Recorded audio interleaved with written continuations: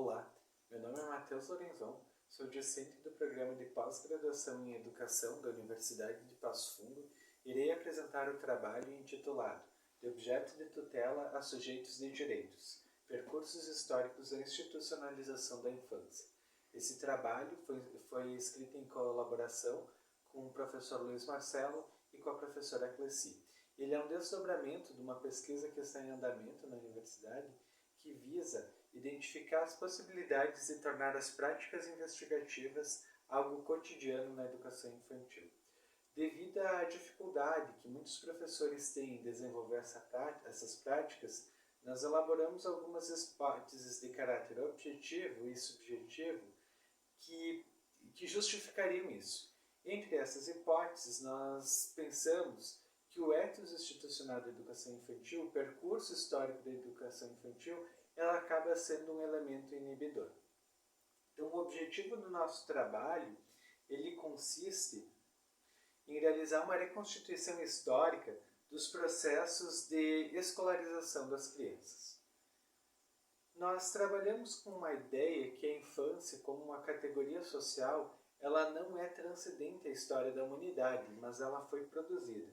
E essa produção ocorreu principalmente nos séculos XVI, nos séculos XVII, num período de transição para o humanismo em que novas formas de poder e reconfigurações das sociedades estavam ocorrendo. Nesse período, acontece uma privatização da criança. A criança é retirada dos seus estratos sociais, da vida social, e ela é privatizada no seio da família. Contudo, nessa mudança do social para a esfera privada, ocorre uma mudança de comportamento. E essa mudança de comportamento ela pode ser observada, por exemplo, na literatura moralista do período. Ou o próprio John Locke, nos ensaios sobre educação, ele vai fazer uma crítica aos atos de paparicação que muitos pais tinham em relação aos seus filhos. Essa atitude de paparicação e que, consequentemente, vai mudar o comportamento das crianças, ela não passa despercebida pelos moralistas e pelos religiosos da época e vai construindo um imaginário que é necessário retirar a criança do seio da família e confiar a ela uma instituição onde ocorria esse processo de moralização e disciplinarização dela. Com isso, surgem as primeiras propostas de escolarização. É importante observar que lá no século XVI e no século XVII, as crianças que eram escolarizadas eram aquelas crianças concebidas como idade da razão, as crianças a partir dos 7 anos. Até os 7 anos era aceito que as crianças permanecessem com os pais, que elas tinham esse envolvimento mais sentimental, em que a perda dessa criança ela não era aceitável, e a partir disso a criança era escolarizada. No século XVIII, um dos principais monumentos pedagógicos, um dos principais textos pedagógicos e que tem uma reverberação muito importante para a pedagogia da infância e para a educação infantil é o Emile do Rousseau, porque ele vai romper com aquela concepção antropológica até então vigente de que a criança ela teria um ideal a ser conduzido e apresenta a ideia de perfectibilidade. O conceito de Rousseau ele vai estar subjacente principalmente nas pedagogias que surgem nos séculos XIX, por exemplo, Froebel na Alemanha, Montessori e todas as pedagogias hoje compreendidas como novas. Nesse período já vinha então toda essa construção da infância e da inaceitabilidade da perda da infância, começam a surgir as primeiras propostas de cuidado para as crianças nos períodos que as mães estavam trabalhando.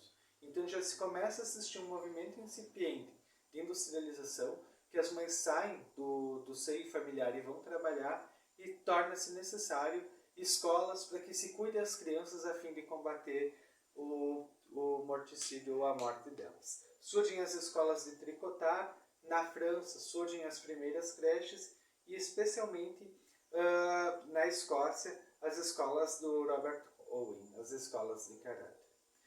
O século XIX, o século XX, começa com a difusão da ideia de que as creches elas seriam um anúncio de uma nova humanidade, principalmente com as exposições universais.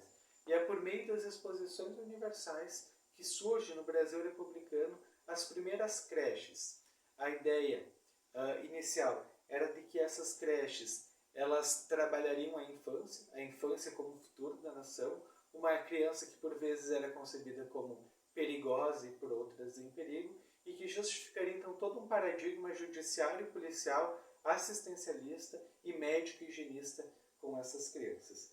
É somente lá na Constituição de 88, a partir da pressão de movimentos sociais, especialmente o movimento das mães pelo direito às creches e pela construção de um campo de pesquisa acerca da sociologia da infância, inaugurado, por exemplo, pelo GT7 da Amped, que as crianças elas deixam de ser objetos de tutela e passam a ser pensadas como sujeitos de direito. Posteriormente, essa ideia da criança como um sujeito de direito, ela é ressaltada, ela é pela LDB e especialmente pelo Estatuto da Criança e do Adolescente, que transforma um Estado como alguém com o dever de prover a criança com direitos.